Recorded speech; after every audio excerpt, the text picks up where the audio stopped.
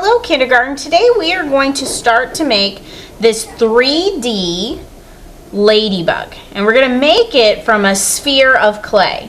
So our 3D ladybug, it's 3D because it has height, it has width, but it also has depth. Alright, and so the way that we start is you get a piece of clay and you're going to roll it either in your hands into a ball or a sphere, or you're going to roll it on the table where you use the palm of your hand and you roll it around. But you want to keep rolling until you get a nice sphere or ball shape. Once you've had your sphere, you've made your sphere or ball shape like this, you're going to raise your hand up and show me. And once I see that you made a sphere out of clay by either rolling it in your hands or rolling it on the table, then you're going to take it and you're going to tap one side of it flat. Just like we have one side of this ladybug flat. So you're going to take it and tap, tap, tap. So it's nice and flat and it sits on the table. Otherwise, it'll roll around on the table, and we want your ladybug to sit nice and flat. Once you're finished and you've tapped, tapped, tapped, I'm going to come over and scrape your initials and the day you have art on the bottom. And then we'll leave it out to dry and fire it. And I'll get it back to you and it'll be nice and hard. And then we'll paint it and take it home. Hello kindergarten, so today you're going to get back your 3D ladybug clay piece, and I fired it. It has your initials scraped on the bottom, and it's white and it's hard like a rock. So the first thing that you're going to do is you're going to paint all of the red body, and you're going to leave a little bit on one side of the clay sphere for the black head of your ladybug.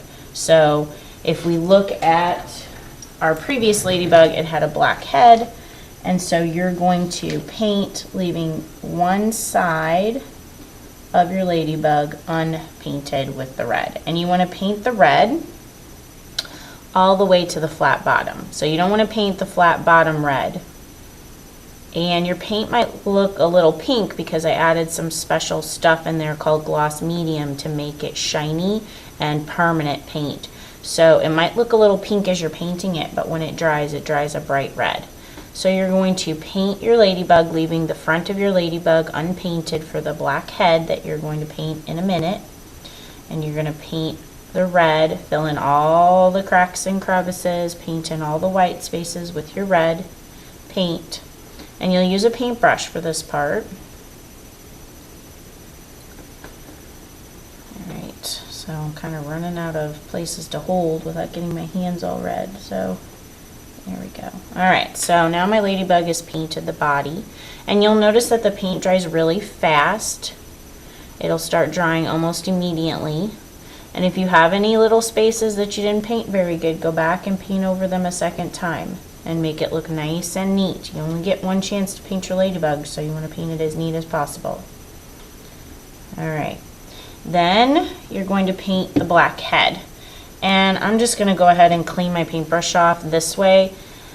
I'll probably give you a paper towel. I won't want you to use a tissue, but the tissues were closer for me. So I'll probably give you a paper towel to clean off your paintbrush so that you can then paint that front part that you left white, paint that black for your ladybug's head. And the same thing with the black paint. I mixed some gloss medium in it, so it might look a little gray to you, but when it dries, it'll dry black, so there won't be any issue. And it'll also keep your paint nice and shiny, and it's going to seal the clay and make the paint permanent and close up any holes or little cracks or crevices in your clay. Alright, so I'm done with the paintbrush. I'm going to set that aside, and then you're going to use a cotton swab to do the polka dots for your ladybug.